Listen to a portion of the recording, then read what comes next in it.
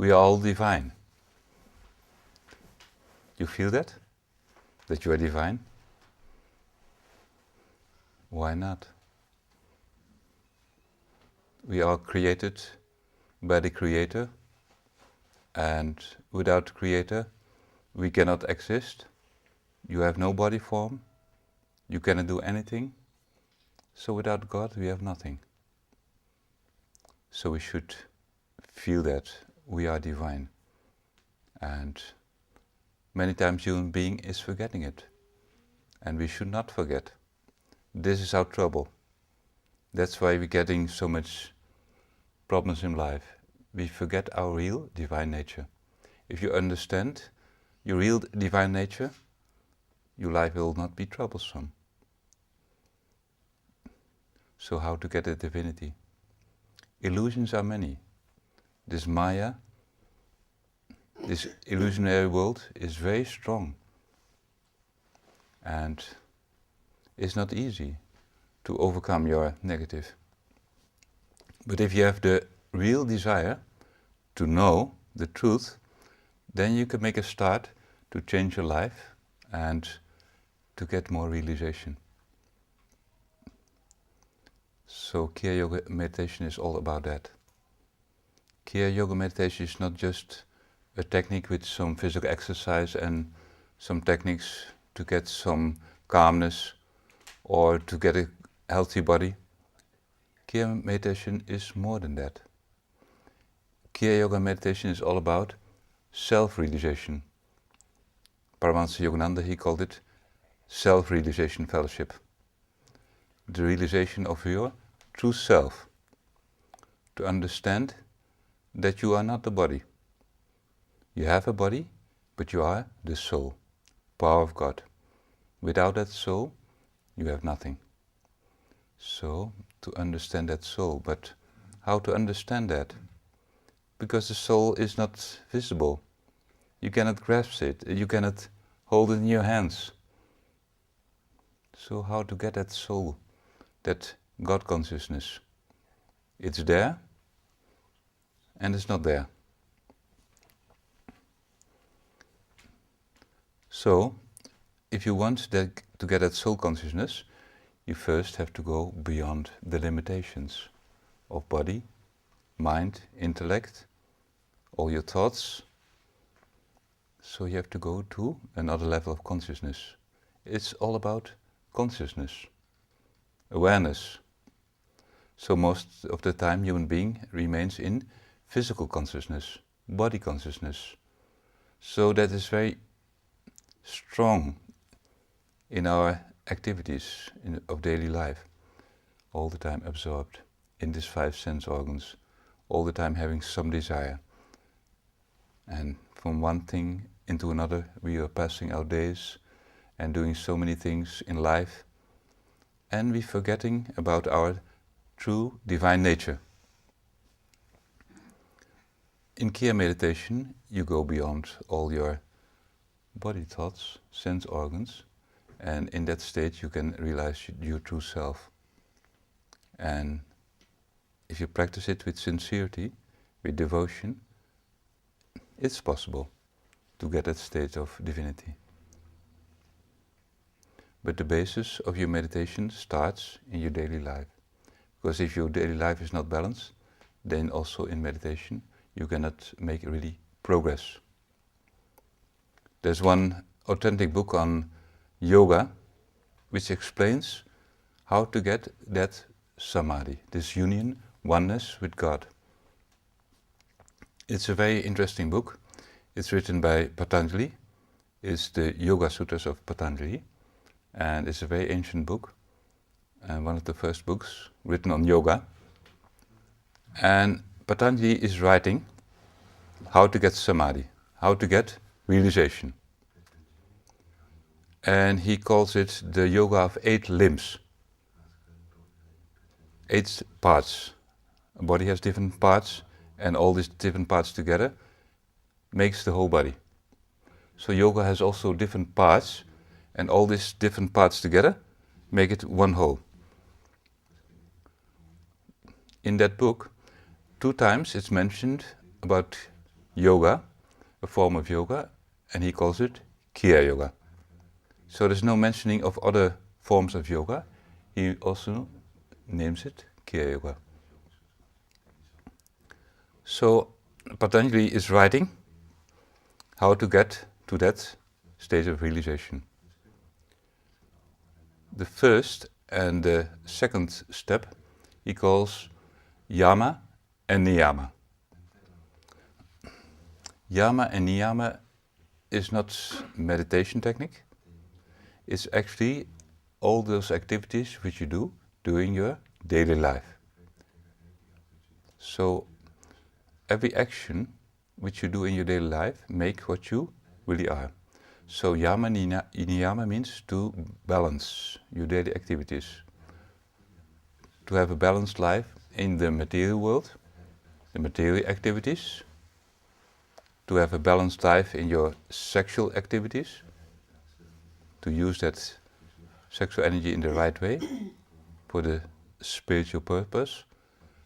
God has given us this sexual energy to continue the creation. So we are born because of that. So use it for that purpose and not for other purposes. Then you'll be free from too much desires in that center. And then the third center is your food and drink habits. If they're not under control, then you cannot get the real meditation, samadhi state. It should be balanced. You should live a balanced diet, eat the right food, take that food that you can digest nicely, so that you get strength, vitality through your food, and you can overcome negative habits in your nervous center. Your heart should be pure.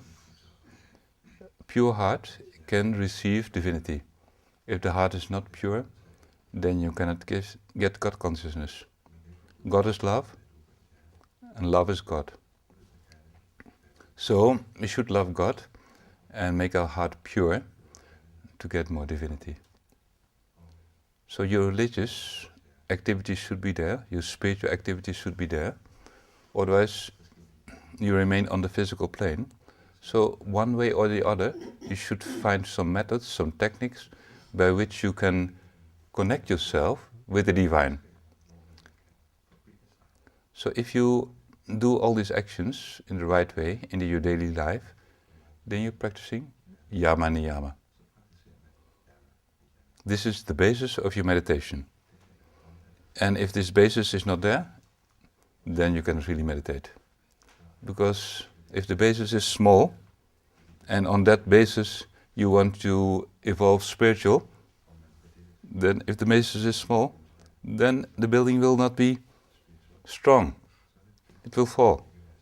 If the basis is strong, it means if your life is a balanced life, then the basis is strong, and from that basis you can build on spirituality, on going on a higher level of divinity. The third limb, the third step of Patanjali is called asana. Asana, it means seat, the place where you sit for meditation.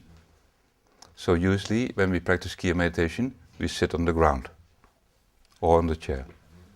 But actually, in meditation, we're sitting not on the ground, you're sitting in fontanelle.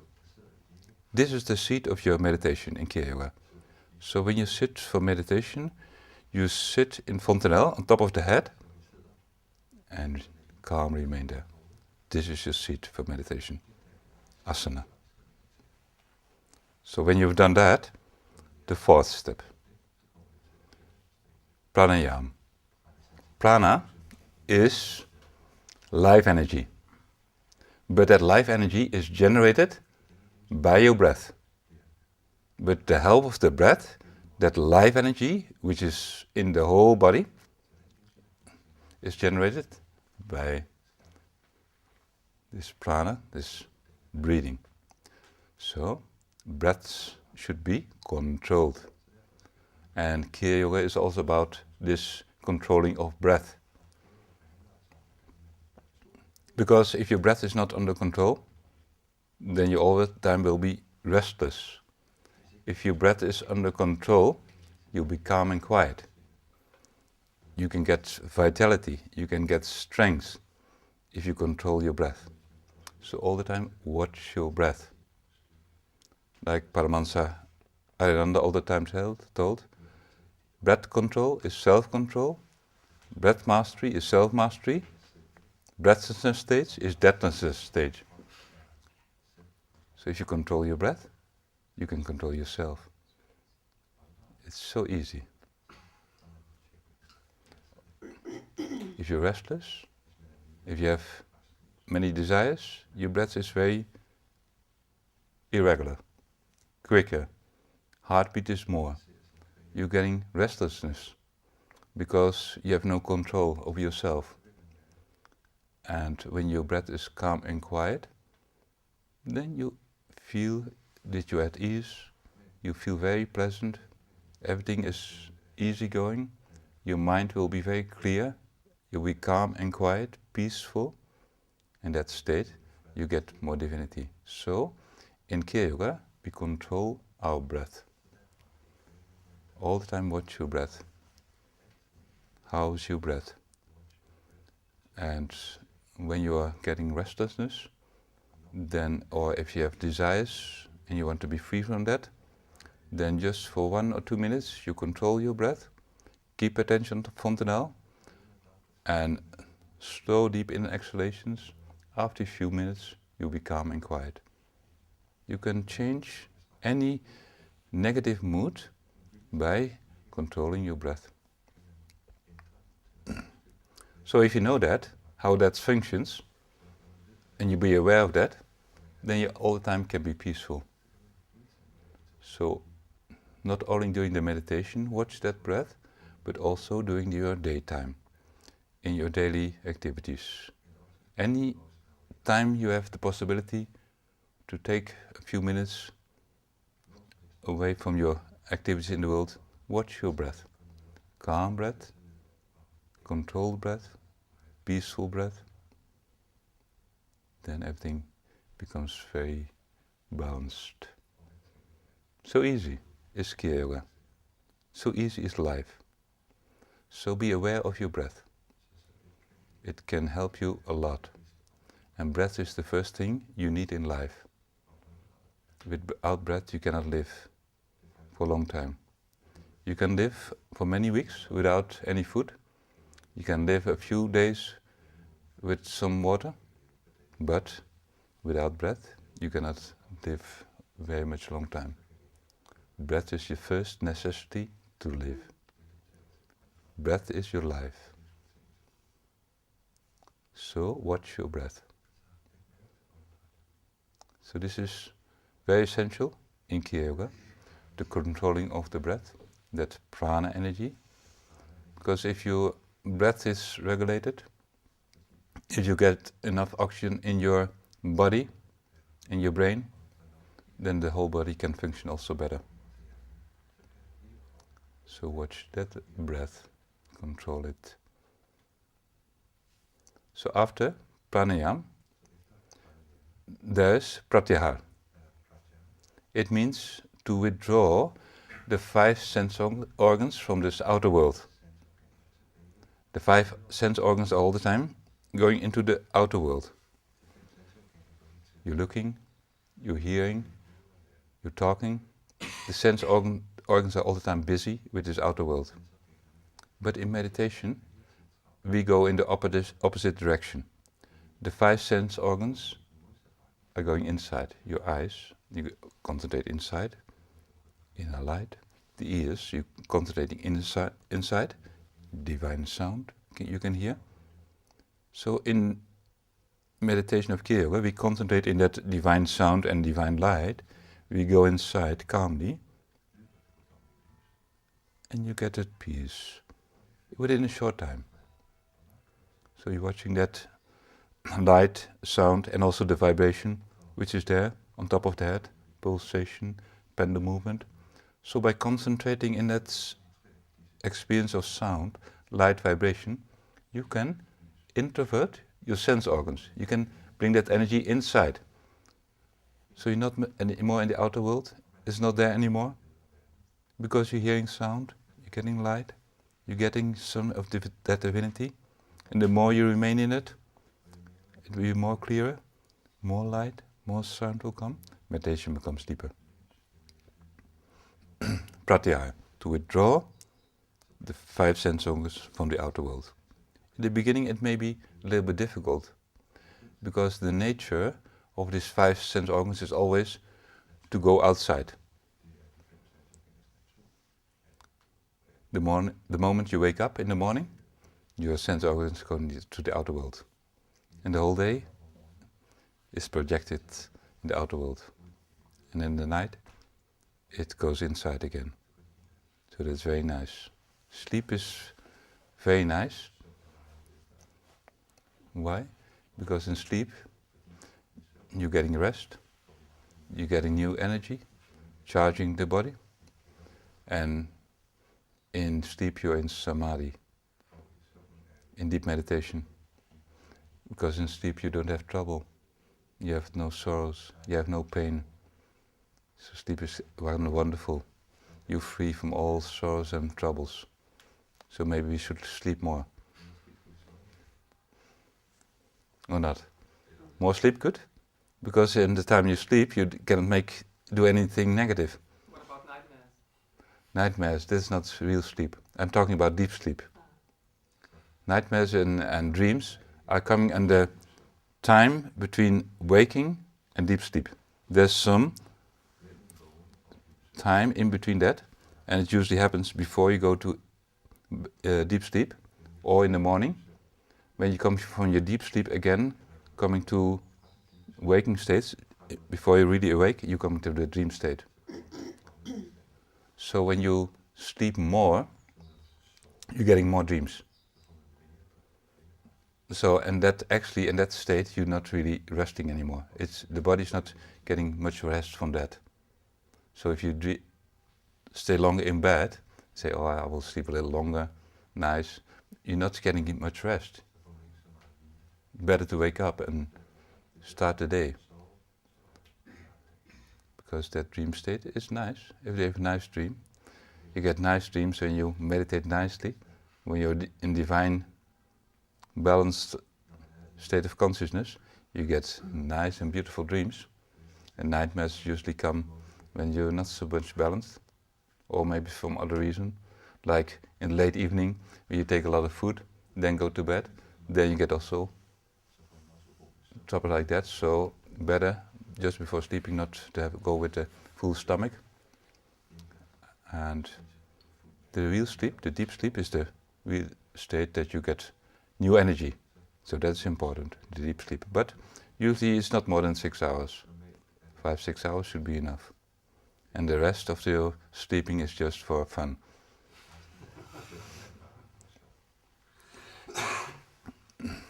So don't sleep too much. So should you wake yourself up? Or what? I mean, with a clock or something? You can do, yeah.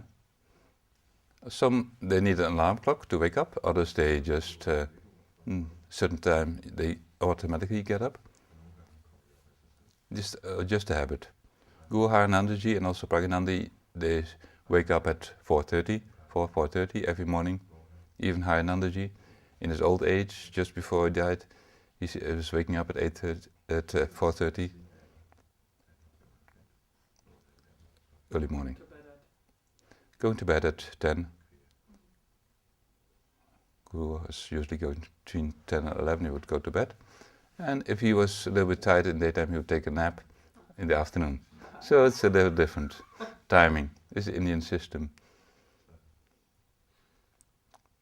Because in India the summer is very hot in the daytime, so you take some rest. So, but normal sleep shouldn't be so much. So, pratyahara, to withdraw the 5 senses from the outer world. Then 6th, dharan, means contemplation. To remain in one point, fontanel. In meditation, we concentrate there. You remain there in your meditation. And if you remain there for some time, you get more and more calmness, more divinity, deeper meditation, control of the body, thoughts, sense organs. You remain in one point.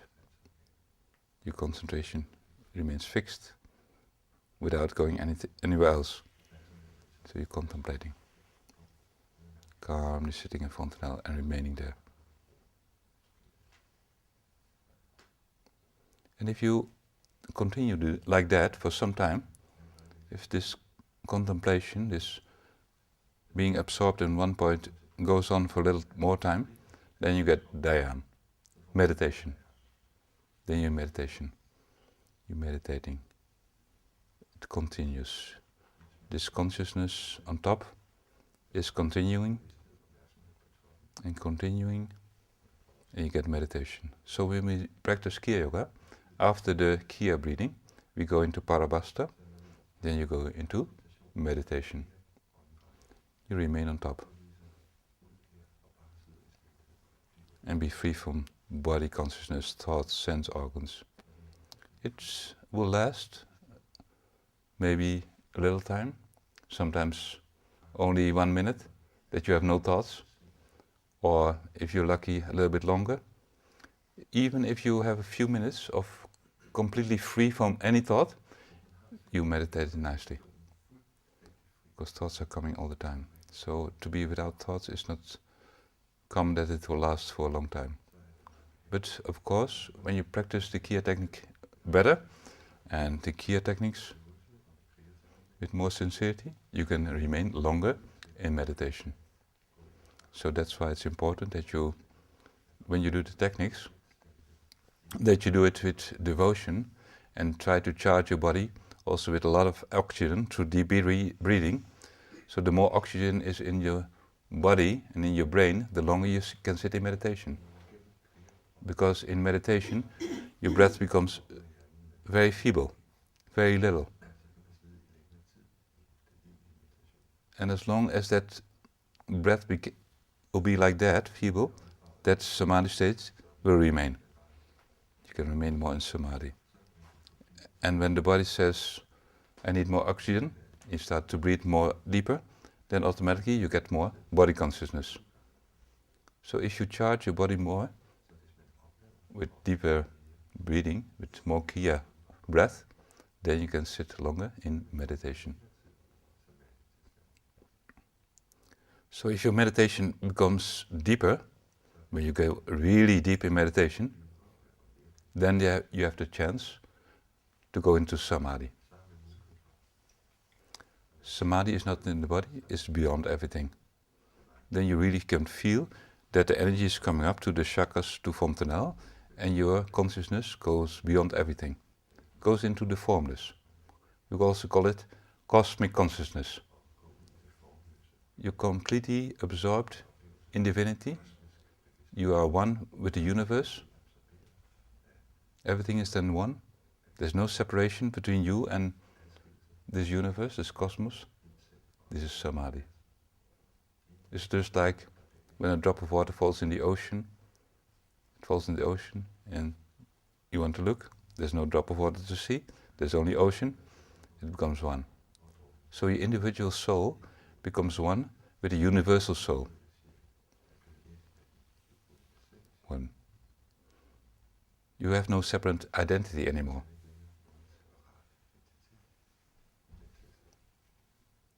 One with everything, and everything is one. Samadhi. When you experience that, when you go to that state, then you will get Sat Chit Ananda. You exist, you have consciousness, and you have bliss.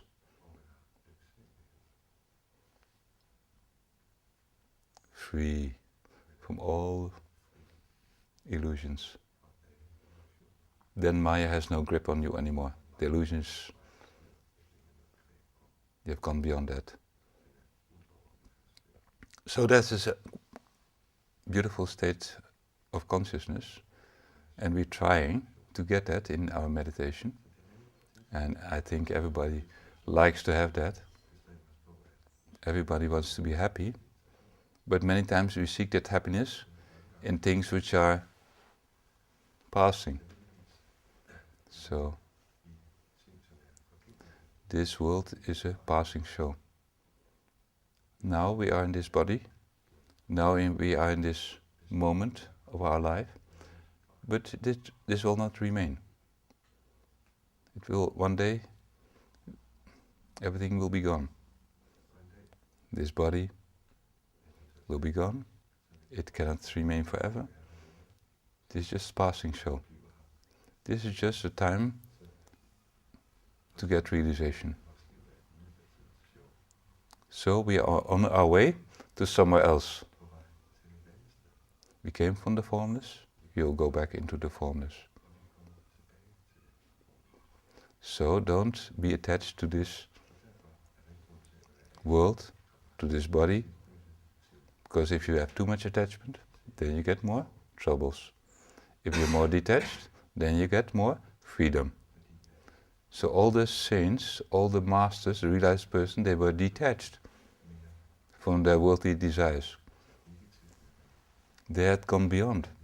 So they were free, because they were on that other level of consciousness.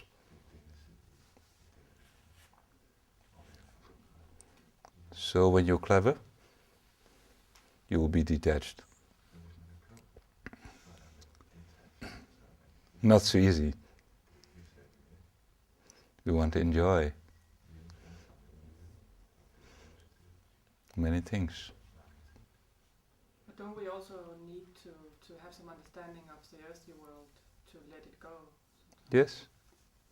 You should understand this life and this world to also understand what's beyond that.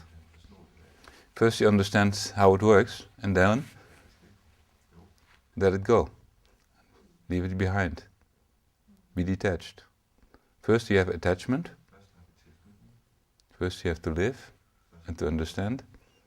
And then, if you have the chance, the possibility, if you have the desire, then you can go beyond.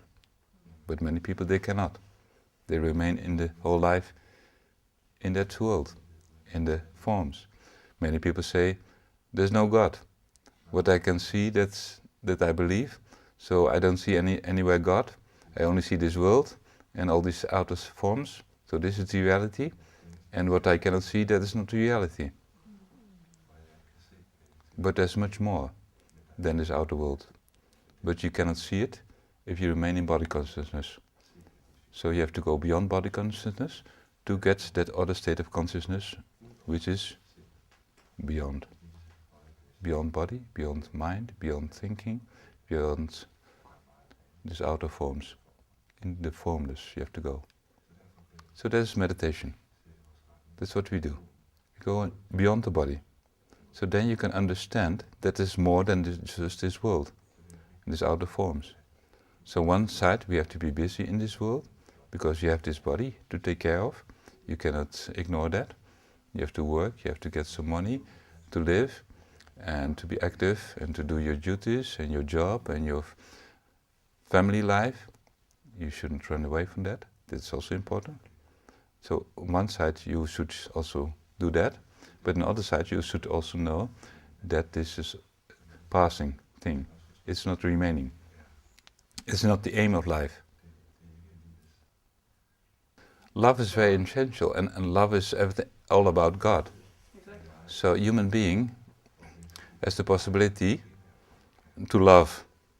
So everybody should love each other, and we should help each other, and be kind to each other, and serve each other. That's also serving God. It doesn't mean that you cannot remain all the time in samadhi state. Kriya Yoga is only for some time. You're sitting in for meditation, and you go to that deeper meditation, or you try to do, to get that samadhi state. But then you're again in your world, and you're in your duties, your job, and your task which you have in life. Doesn't matter if the task is big or small, but whatever you have to do in this world, you try to do as best as you can, in a loving way. To serve, if you have the duty to serve others, to help others, you should try as best as you can. You should help them, surely. how to cope with everything, with also the worldly life and the worldly affairs. But I think all the pain and which the people are getting is because there's some disharmony. There's something not in balance, either in the physical plane, in what they're doing in their daily life. They're having some troubles somewhere, and so the balance is not there. And meditation is all about balance. If you a balanced life, then you don't get any difficulties. And if you get difficulties, you know how to solve it. But if there's no balance, by one reason or another reason, then you get in trouble. So if there's this disbalance, you should find a solution. What's the cause of the trouble and what you can do about it. And love is the best thing you can do to help others.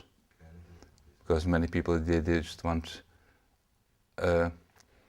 some loving person who helps them, listen to them, and also to bring them in the right way, because they're lost. They've lost their way in their life. And so you should find a way, and actually the only way to God or to realization or to truth or to happiness is in everybody itself. So the real truth is inside. So everybody is different. Everybody has a different way of thinking about doing things, and everything has something unique. Everybody's unique in this world. So you are something very special. There's nobody like you.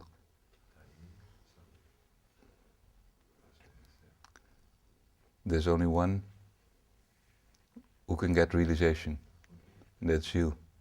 Because when you're not getting it, who is getting it?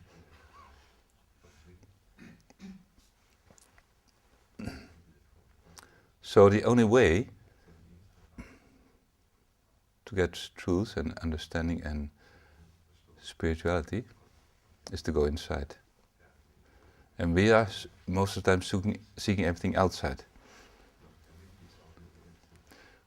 You can go in the whole world on pilgrimage to find God. Holy places here and there to find the truth and God. And maybe you get some nice experiences, but at the end you will know it was there all the time inside. Because if it's not inside, then it's nowhere. And if you experience the truth inside, you can see it everywhere.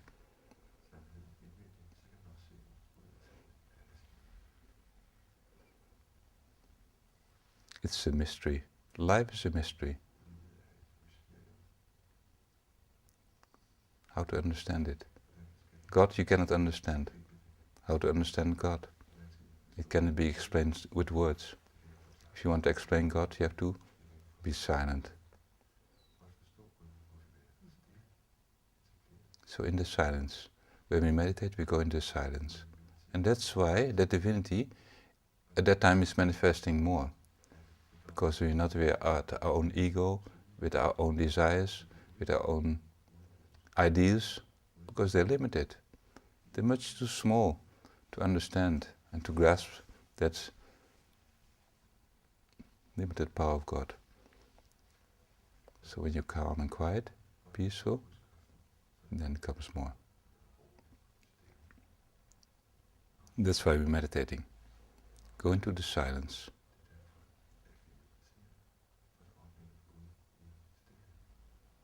In the Bible it's written, be still and know that you are divine. You have to be calm and quiet.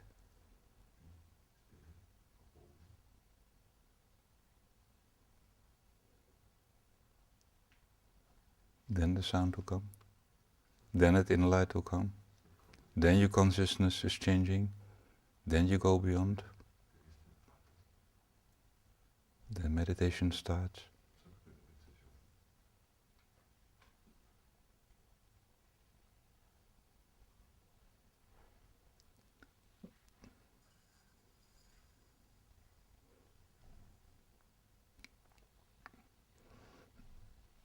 So we have to try And try again and again.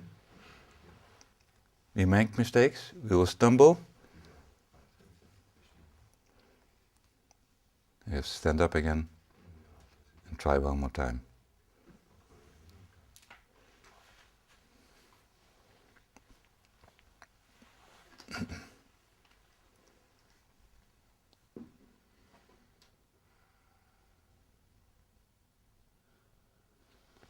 Guru said all the time, when you remain here,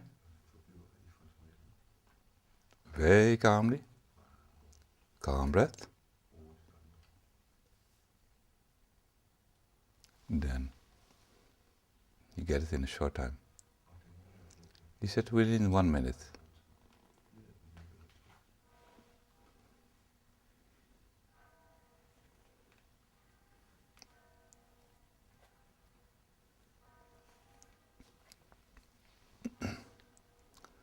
So it's important to think about your spiritual development, but also you cannot be really spiritual if you just meditate. Just meditate nicely and then think that you realize you have to do something in this world.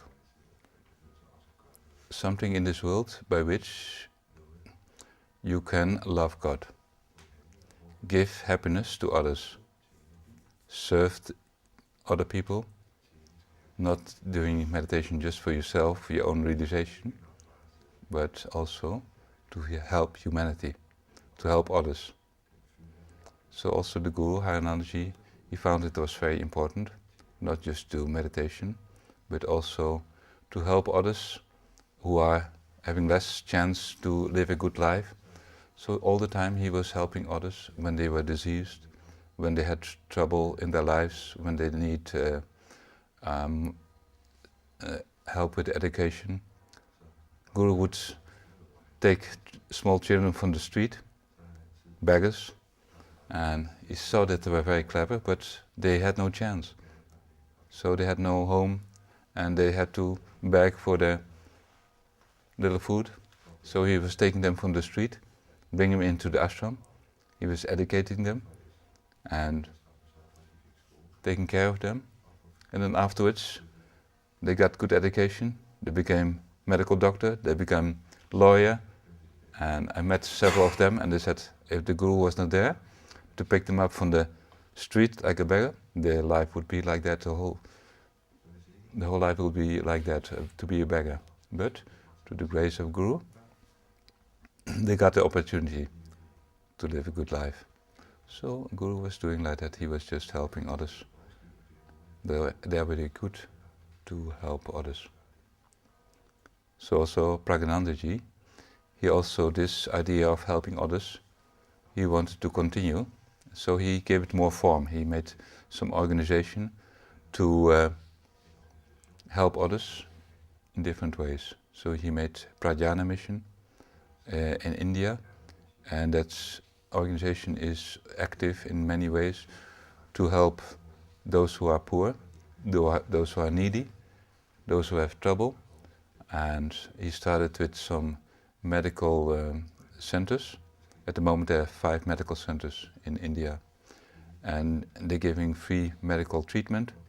The doctors give them examination, they're getting the medicines, and the quality, the standard of that medical treatment is very good.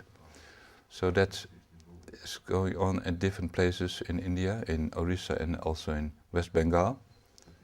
And in Baligai, for example, where the ashram is, near Puri, about several thousand patients are coming every week. And so it's a large gathering of people coming every day. Then after that, they started with a mobile clinic, and with a small van, they're going to the very isolated places, because many places people are poor villages, they don't have doctors around, they don't have the right treatment, so they go there with a small van and just give them treatment there. Also dentists, they go there and for dental treatment. And in this way, many activities have started. Also there's an ambulance. So because it's quite some distance from the hospital, so if there's any urgency, they can bring patient to the hospital. So different activities are going on. Pragnananda has started with that. Actually, it started in '99 when there was a big cyclone in India, in Orissa. Maybe you have heard about that. And that area also where the ashrams were. And about 50,000 people died in that cyclone and that flood. So many people got killed. And also after that, there was some new houses constructed for poor people who had these mud houses. So they made stone houses, very simple houses. They were only, I think, worth €4,000 for one house. They also people helped themselves with constructing it. Simple housing, but solid, and the people were very happy with that because they've lost everything. So that activities were going on, but at the moment the most important activity is a school for people who are orphan or have poor parents or have one parent. So it started 3 years ago with 40 children. Then last year another 40 children came. Now this next month another group of children will come. So it will be already about 120 people. Children will coming there for that school, and they're getting their education there, they're getting their food, and they get a good chance, which they didn't have before. So that school is growing now. They're constructing now a new building. It's 1,800 square meters building. So it will grow every year until it is 480 children. Then caretakers, teachers and other staff and personnel will be there. So it will be like 600-700 people in a place where there's a very small village. So it will be like a village on its own. So to help that activities from Pranayana Mission, some years ago in '99 when the cyclone was there, Hand in Hand organization started in Austria. It was started, that organization, and we are trying to help and to finance all these activities from Hand in Hand. So the activities are going on and we are trying to finance all these projects. The responsibilities are growing, so there are many people of the Kia group who are members of the organization Hand in Hand, and if you're interested, you can also help. We still need some more people to help because our work is growing, so it means also the finances are growing, so we need your help. It's essential. So if you want to do something to help others, this also can be a possibility to help financially. And I think Hand in Hand is a good organization because from the money we bring in through Hand in Hand, 93% of that money goes to the projects on the spot. 7% is needed for all the other activities we do for the office and for the publications and the distribution of the information and things like that. 7% of the money goes to that, and 93% of the money goes to the projects. And Paramahansa Pragnananda and also Swami Sudhananda, who is the secretary of that organization, they are guaranteeing that everything is coming to the right place. There's a regular, every month we're getting the finances and the reports, and so we look into that and that everything is in the right order. And I think it's a good thing that is happening there, and it's good projects which are set up there because many are poor and needy, and so if you want to help, we'll be happy. So also I'm a little bit in this organization involved, so that's why I'm talking about it now.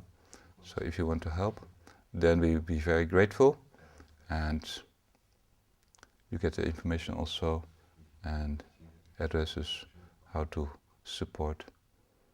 You should share. If you have more material things, you should also share it with others. That's good. And hand in hand is, I think, is a good possibility to share something of your wealth.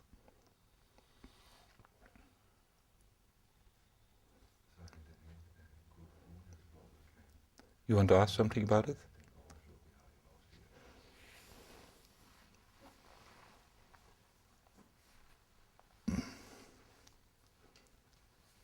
Anything?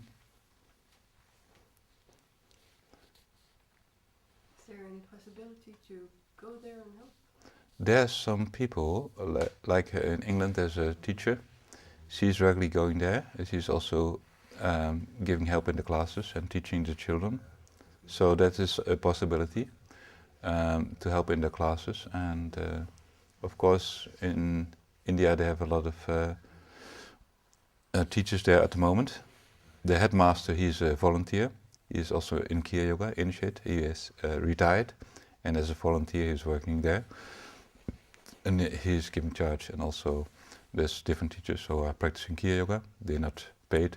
Also from the other projects, the medical projects, the doctors, they are also disciples. They are volunteers. They're not paid with any money. Some are paid because there's a lot of things going on. And some they are working as a volunteer. So if you want to go and to, especially to the school for children, to help, you should contact Paramahansa Prakananda or Swami Sunanda and ask them if you can go there and what you can do if you want to go there for some time to help with the children.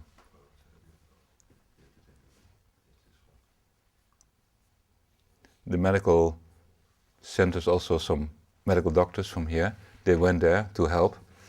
And of course that's good, but the Indian doctors are there more efficient because they know the diseases which are there. It's different than here. Also their medicines, they live with different than here. So I've seen them, there's some Western doctor try to very exactly to examine the patient, and by the time he did one patient, the Indian doctor had already finished with 7 patients. He looked and he knew exactly where to look and how to look, what's happening. So they're more expert in that. Because there are many patients coming there. You see the long line of patients, 40, 50 in the line and waiting to come to the doctor. So, but in Bisindipur, there's also an ashram there. They have a homeopathic doctor. So if you go there, he takes more time because he talks with the patient, and you have to. The homeopathic way of treatment is a little bit different. So they have a homeopathic center, medical center there.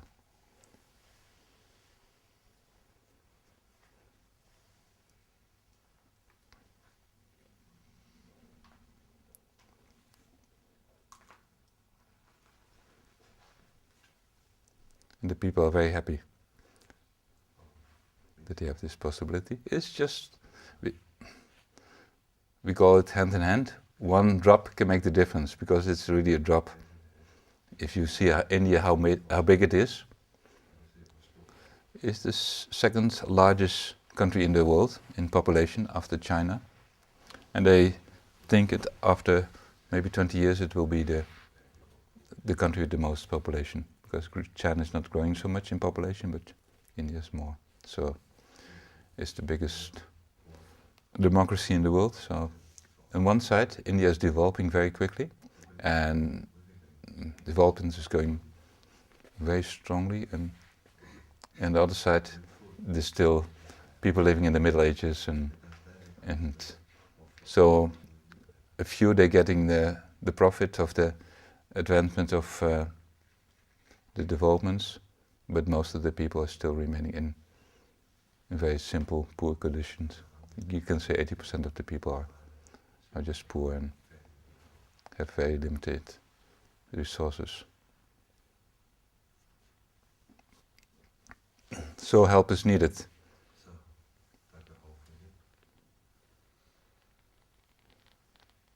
Message from Gurudev Paramahansa Hariharananda, Miami, USA, 15th June 99. My affectionate and divine souls, I'm extremely happy to learn that you are going to inaugurate Hayananda Charitable Health Centers in Cuttack, Assam and in Baligai.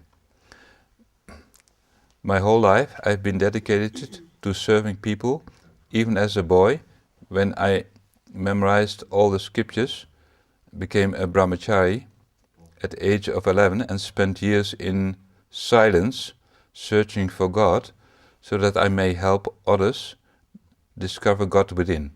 As Hayananda, I gave medicine and service to the sick, food to the hungry, education to the children who of all ages, who are people who are depressed and need spiritual guidance, those who asked. So each human being is the living presence of God. God is serving us with each inhalation. Service to mankind is service to God. To dedicate our lives for the benefit of others is the real service. Please serve people with love and devotion. This is the real service to God and Gurus. I will be praying for you all, and I'm sending Prajanandaji to be with you on this auspicious occasion. May you all take my deepest affection and enjoy the blessings of God and Gurus. Humble Hayananda. So it was very important for Hayanandaji to serve other people. So that's what we're doing also in Kriya Yoga. That's very important.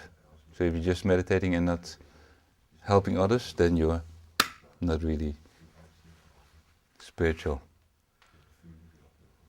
You meditate and then help others, serve others. Those who need, those who are poor, those who are having trouble. Because if you have the chance to make your life balanced and peaceful and spiritual, then of course that's very nice. So you should also help others to get that. You're lucky that you have so many things. If you would have been born as a poor beggar in India, or didn't have the chance, if your parents were living in some poor place, what to do? So many are like that. Quite a large number of the world population is in this situation. So we shouldn't ignore that, and we should try to make this world, this globe, a more divine place and share everything with each other. There's enough actually, but it's not shared in the right way. Some have the extreme much, too much, and others they have nothing. So it's not fair. So we should share everything with each other. All the borders should be gone. All currencies should disappear, only one currency. Everybody should get the same amount of money, or not? Or at least there's some minimum by which they can live in a good way. It's not right. That's not divided in the right way. It's injustice. So there's a lot of injustice in the world. So we still have a lot to do. So you can go and help there at the spot.